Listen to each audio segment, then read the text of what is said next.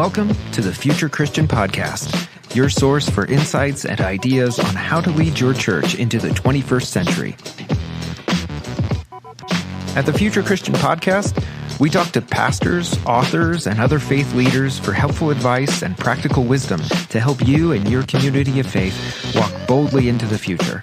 Now, here's your host, Loren Richmond Jr. Welcome to the Future Christian Podcast. This is Loren Richmond Jr. Today I'm welcoming Dennis Sanders to the show. A native of Flint, Michigan, Dennis is an ordained minister in the Christian Church Disciples of Christ. He received his bachelor's in journalism from Michigan State University and his MDiv from Luther Seminary. He has been a communications professional working for various nonprofits for over 20 years. From 2008 until 2013, he was associate pastor at First Christian Church in Minneapolis. Since 2013, he's been the pastor of First Christian Church of St. Paul in Roseville, Minnesota. He lives in Minneapolis with his husband, Daniel. I should note for our listeners, this episode was recorded live from the General Assembly of the Christian Church Disciples of Christ in Louisville, Kentucky, so there will be a fair bit of background noise, but I think the content makes the conversation worth listening to.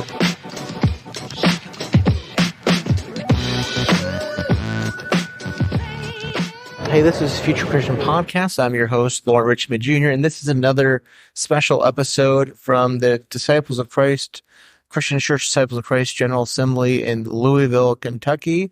I'm here with my podcast pal, Reverend Dennis Sanders, and we had the pleasure of meeting in person the first time, yesterday was it? So we're fast friends here.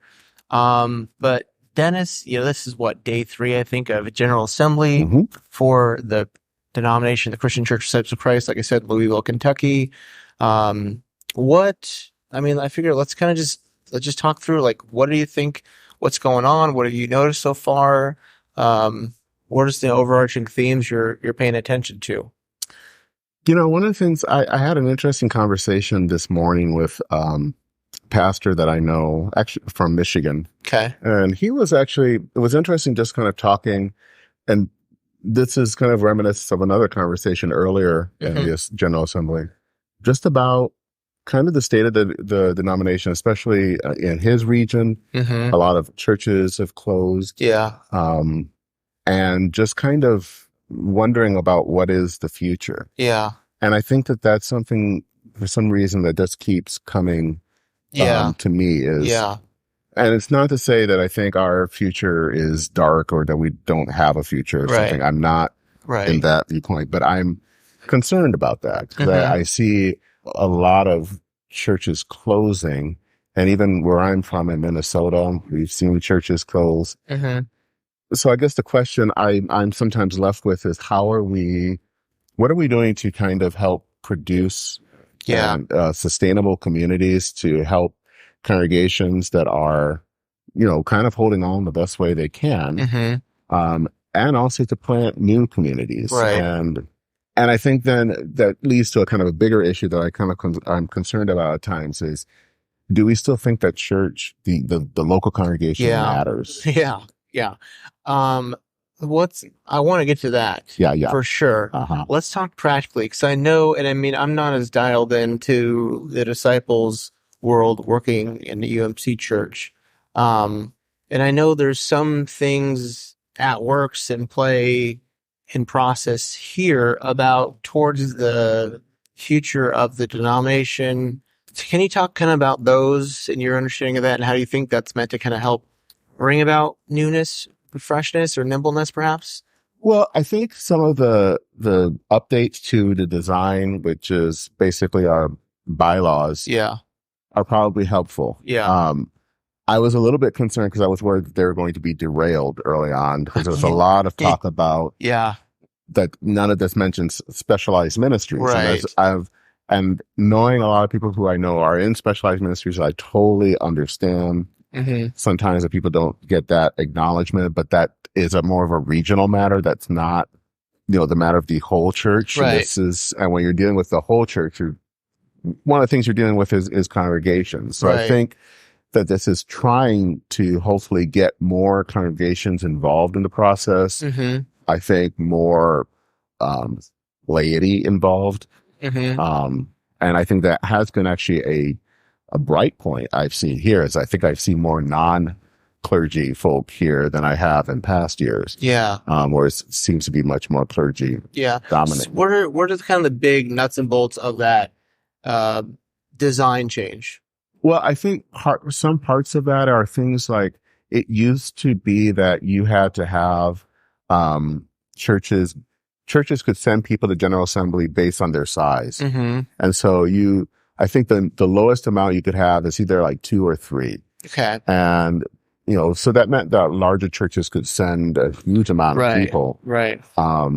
And kind of, as someone once said that we're going from kind of like the House of Representatives to the Senate, so that it's basically evenly diverse. Everyone is there. And I think there's been some wanting to do that for equity's sake. Yeah. Which I think makes some sense. Yeah, especially for smaller churches, immigrant or exactly churches. Mm-hmm. And I think it also kind of gives some of the smaller churches a little bit more say. Right. So I think that is a good thing, and I think that's worthwhile to consider.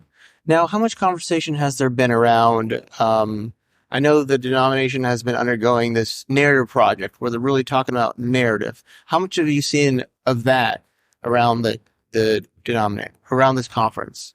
I haven't really seen that much of it here. Okay. In fact, I've heard a little bit about the narrative project before General Assembly, but I have not heard anything here. So, which is kind of interesting. Yeah, I am surprised about that. What are some other things you've noticed? I think that there have been some, I don't know, it's been more, I think, diversity in some ways on some of the preaching, which I think has been good. Yeah. And sometimes in past years, it hasn't been as diverse. And what I mean by that is not necessarily racial or ethnic, but I think more in just the scope of perspectives. Yeah. And sometimes that has been really narrow. Right. So to have a little bit more wider perspective, I think, has made, the preaching especially much more fascinating and interesting. Yeah. Now, it seems like, just practically speaking, like, they got a smaller space this year. Yeah. And I think, like, in my mind, having the room be, frankly, overflowing, I think has given it more invigorating vibe. I think so. You know? Yeah. My only regret, and this is just, again, talking, like, last night, they had a moment of prayer time, and they're playing softly on the piano, I Surrender All. They're playing softly, It Is Well. And I noticed, like, I was singing, I don't know if you noticed, Dennis, we're sitting next to one another. And some of the congregation around me was singing it. I wanted a worship leader to just go up there and be like, I feel like the room was there, the spirit was there for us to just start singing that song, leading in psalm. And I was just like, man, that would have been a moment just to go with it. Still, even without that, I thought that was a powerful moment. I think so. Even right there.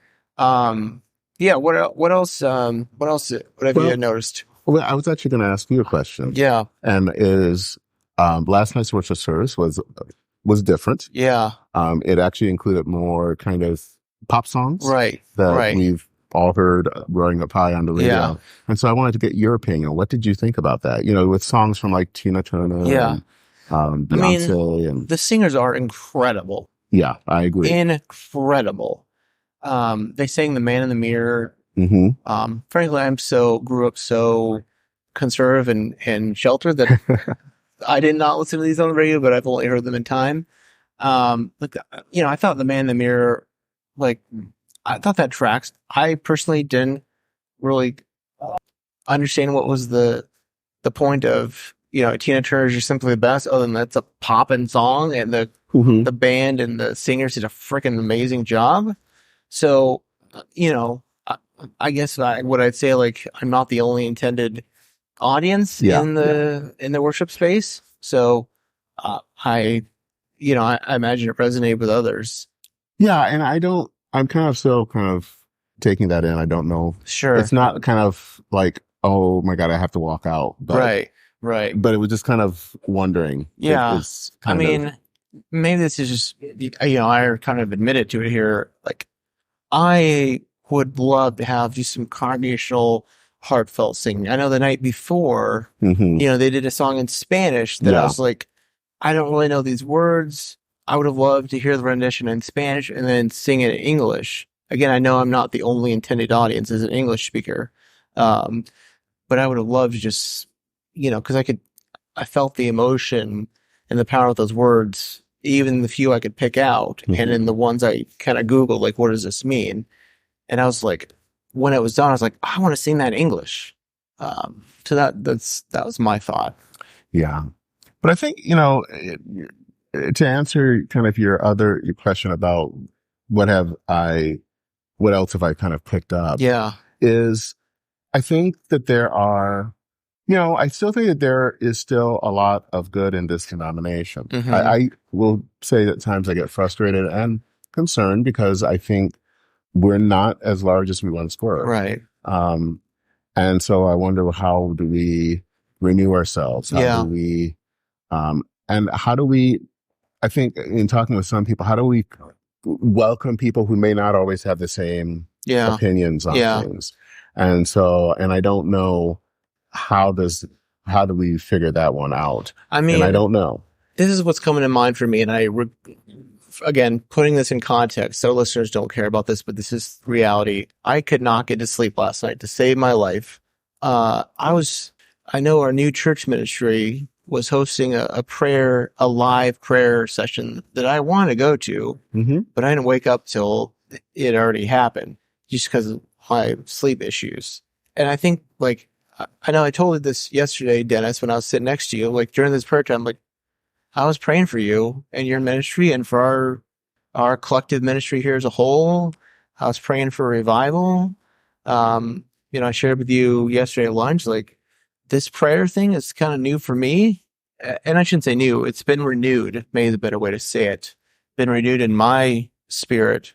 And that was one comment I heard during the message that I wish, this thing about thoughts and prayers, if you pick that up. And I was kind of like, can we have prayers? Like, I think that's a pretty good darn place to start. Yeah, I hear it so much that I sometimes just have stopped trying to. And I get it. If you're praying and you don't want things to change, that's a problem. Right. But we still do need prayer. Right. And I think it would be nice to hear that more. Yeah. And I think the other thing I would love to hear more, and maybe this is just more of a pastor thing, is that we don't do as much talking about theology. What does all of this stuff mean? What does baptism mean? What does Jesus mean? What does a church mean? Especially that last one, because I sometimes worry that we don't know what church means. Yeah. And so, and that was something that I think we once had, but we don't have it anymore. Right. And that I feel like we just don't have that generation of leaders that can really think theologically, and then in turn help us as the rest of the church learn from that. Yeah. So, Dennis, you said something and my brain's fuzzy from aforementioned the lack of sleep earlier that I said we want to come back to. What was that? I want to say it was kind of talking about the fact that, why is church important? Why does it matter? And I worry sometimes that we don't. Yeah, that's what it was. We don't really stress that it is. And sometimes we even give off the message that it isn't important. Right. And that we don't seem to care that a church closes. We say, well, that's that. And I think that churches matter, especially. I think they've always mattered. I think they matter especially these days because people are longing for community in some way. And there are so few places where we do have community. Yeah. Like, what do you think in our denomination? Again, for listeners, Dennis and I are coming as clergy ordained in the Christian Church Disciples of Christ. Dennis, I think I've told you this, and I think you would mirror this just in what way I know you, that, like, I say I don't bleed disciples of Christ read. Like, and I mean, like, cause like red is our branding color. Mhm. Like, I believe the gospel of Christ. I feel like I could say the same thing about you. Like, in our context, like, do you feel like, we're more like, do you feel like what you felt here is we're more passionate about like advancing the gospel of Jesus than advancing the denomination? And maybe not just what you've seen here, but, you know, what you've seen broadly speaking. I don't feel that we're advancing the gospel. Okay. I'll be very blunt. Yeah. And that's hard to say. And I don't want to make it sound like everyone in the denominations, they're all bad people or something. Right. That's not Right. what I'm getting at. Because I think that we all at times don't advance the gospel, and Mhm. myself included. But I worry that we don't know or we don't see what the gospel is or what the good news of Jesus is. Mhm. And we both talked about and both have been fans of Andy Root. Yeah. And I don't think that we have that sense of transcendence, that there is this God Right.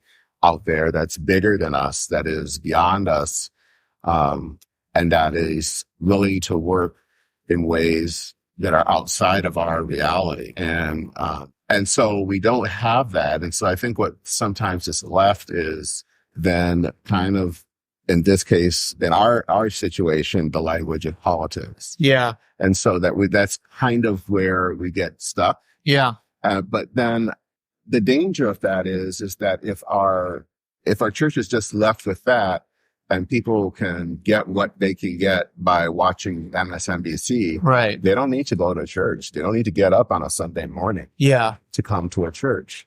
I mean, Ryan Bird, who we talked about, who's been on Future Christian podcast, he's talked about, I mean, I think literally today I saw a thread from him about, or a Substack from him on Threads, talking about how, if I'm remembering correctly, basically, you're more likely to be formed in your political persuasion, not by your church attendance, but by your partisanship. Exactly. Yeah.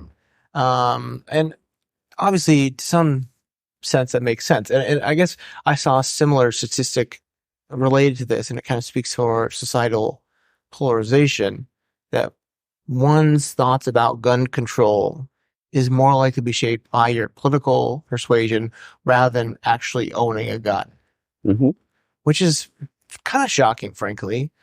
And I guess it talks about our thoughts around faith formation, around discipleship.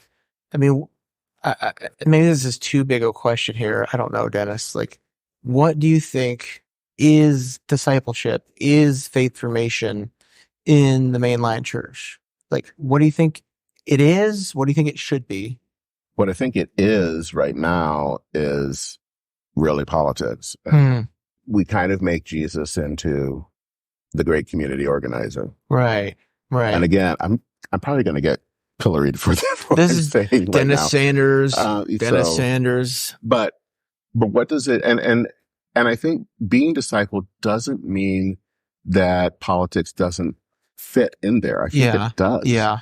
You know, but I think being discipled means kind of listening and following to what Jesus says and seeking to try to follow that the best way you can.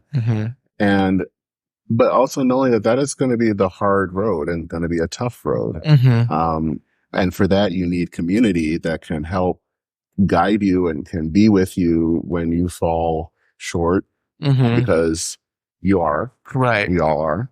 And that we can have those things available to us. But I think right now we don't have that. Yeah. And so what we have are if you do these certain things or certain beliefs, right, but then we don't necessarily have it backed up with people, community that comes together to help you. And that I think that discipleship is bigger than a political persuasion. It's bigger than, an affinity group. It's about people who gather, I think, at the communion table, and we come from different perspectives, right, but we're all willing to be challenged by Jesus. Yeah. And I think that that's also the big thing. I think discipleship is always going to be challenging. Yeah. And I think too much of what discipleship is right now isn't challenging. I think it already adheres to what we already believe. Yeah. I mean, I guess maybe let me offer maybe a contrarian point of view here. 'Cause there's certainly young people who have been vocal at this, that are this conference here that we're not, I mean, the denomination, like we're not like, what am I trying to say? Like we're not doing enough as a denomination. We're not speaking out enough, that we're not following the way of Jesus enough. So I don't know, maybe, am I just trying to say like it's a tough road to hoe, I think. It's hard, but you're not going to always speak out on every issue. Okay. And I guess that's a question, right? Yeah. And I guess, I just came out of one issue, and I think it is an important issue to bring up, and that's and you can have debates on trans things, on, whether or not you want to do puberty blockers and all that stuff. And I have questions on that, but I do strongly believe, I don't think that these bills help. I think that they actually they don't help, and they don't help us deal with a really complex issue. Right. And it could also be very dangerous. So I do think that those are things, it's important to speak out on that. Let me ask this maybe, because I was in the business session, and this is really nerdy for our perhaps denominational listeners, or, there was a business session on condemning Christian nationalism, which again, sort of a no-brainer. I agree. But also like someone I thought said something kind of in opposition, and I thought actually was fairly reasonable. Ooh. And she said, hey, like, shouldn't we be doing this in conversation? Ooh. And I thought like that was actually a pretty reasonable take, because I imagine you'd agree with this, Dennis. Like, no one, freaking cares that a denomination of 500,000 people or less is saying something against Christian nationalism, at least broadly speaking, societally. But B, like, hearts and minds are not changed by us making a statement. Like, we're not, no one is like in a disciples church, home church, being like influenced or frankly discipled by conservative right-wing, far-wing voices who's like, oh heck, the disciples denomination just condemned it. What am I doing? So I don't think it's the most, and maybe that's the nuance perhaps that I wish we can make more space for, and I don't know, programming for or training for, of like, I don't know, is it, and I could be completely misguided here, Dennis, so push back if you disagree, but I feel like we've kind of made these statements like, yeah, we've done something. Mm-hmm. I don't want to, it would be easy to say don't just not do the statements, but I think that there is something to them, even if we're a denomination, small denomination, but I don't think that's enough. Okay. I don't think that you can simply, we've said something about Christian nationalism, or we said something about anti-trans stuff, and then think that we've done our work. I mean, I think that there is some part of dialogue. Yeah. And, how are we, because maybe the people that we know aren't in Christian or influenced by Christian nationalism, but we might know someone that is. Right. You might know someone that goes to maybe a more evangelical church that is dealing or has faced that, or you may have a relative that is deep into this. Right. So how do you engage that person without attacking them? Yeah. And I think that has to be, how do you talk to someone who may not totally get the whole trans issue in a way that's respects them, but also engages them? Yeah. And I think that we're not good at doing that. And maybe that's you're putting better words to what I'm trying to get at, is that like, I want to see more kind of space and maybe frankly humility. Yeah. For those who are on the quote unquote right side. Yeah. Of this issue, to be like, hey, I can see how someone would get sucked into that. I don't know. Am I being too like? No, I think that you have a good point. I think that there is not enough. I mean, I get it. I love being like, my team's right. You're stupid. I mean, I get that. I think I've shared this before, but years ago, 30 years ago, when I was just in my 20s and still, and actually, basically coming to terms with my own sexuality as being gay, is that there were lots of churches that would be voting on open and affirming. Yeah. And they were really hard votes. And one of the things I would always hear someone say after a vote or a decision like this is, now we have some healing to do. Right. That they need to reach out to those who are on the other side and just to try to, that there was something important. There was a sense of humility. Right. There was a sense that the wider body mattered. Right.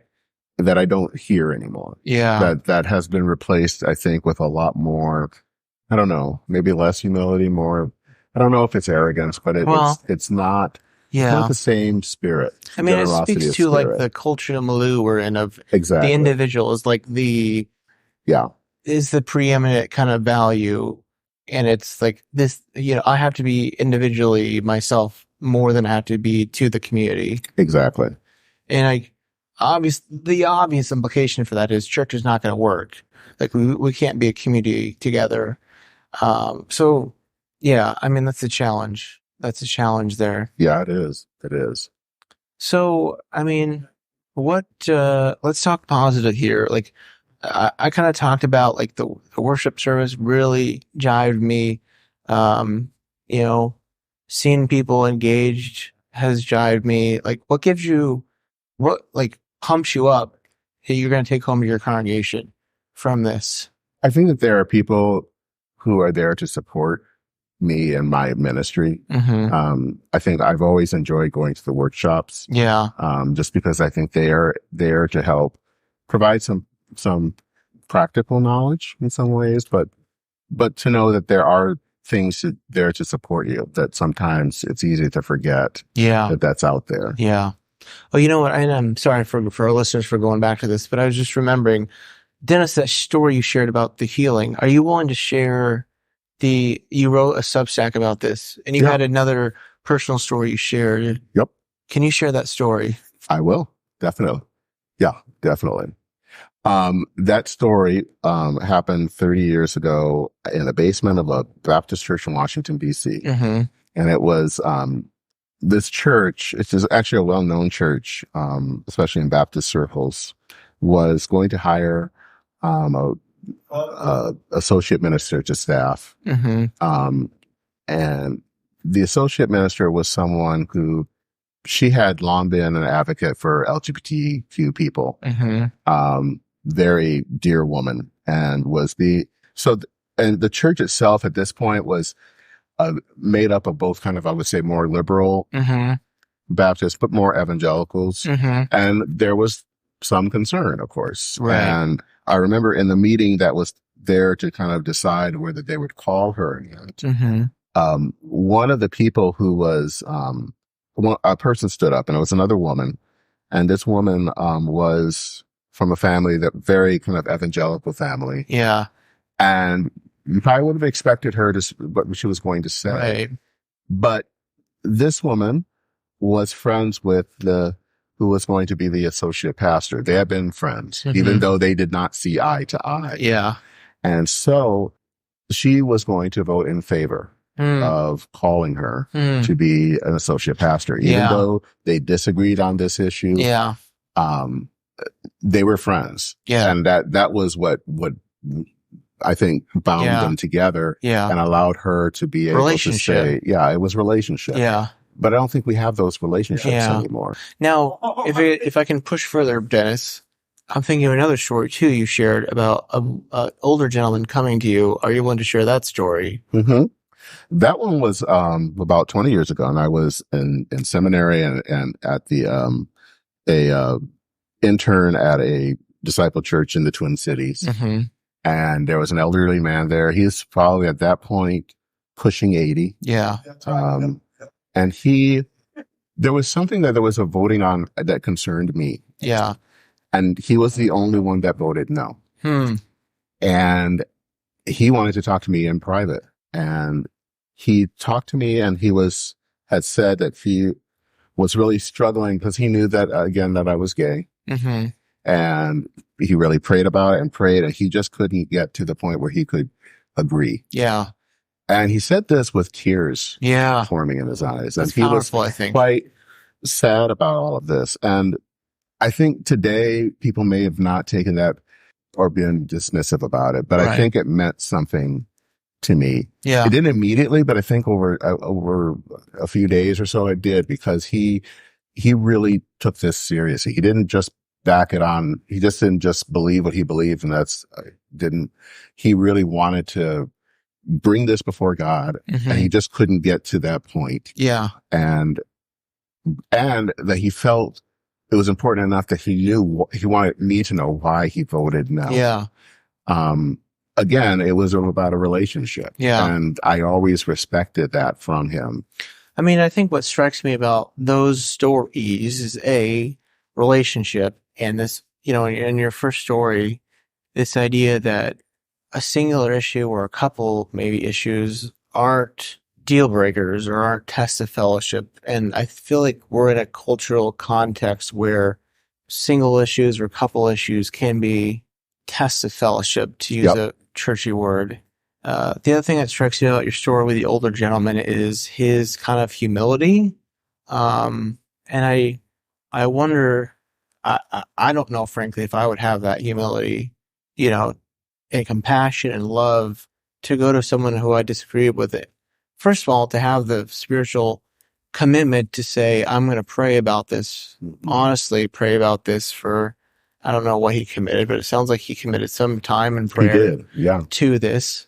And then say with that humility, Dennis, I care about you, or person, I love you, I care about you, I respect you, I disagree with this. And it obviously, and again, this is a cultural touch point right here, Dennis. This was something core to who you are. I don't want to speak for you. No, but you're right. And a lot of people would say that's a deal breaker. Right. That it's core to who I am, so how dare you, and maybe I'm just weird that way. I just don't. Yeah. One, I know who I am in Christ, so I'm not as worried about someone disagreeing with me, because I know who I am. Yeah.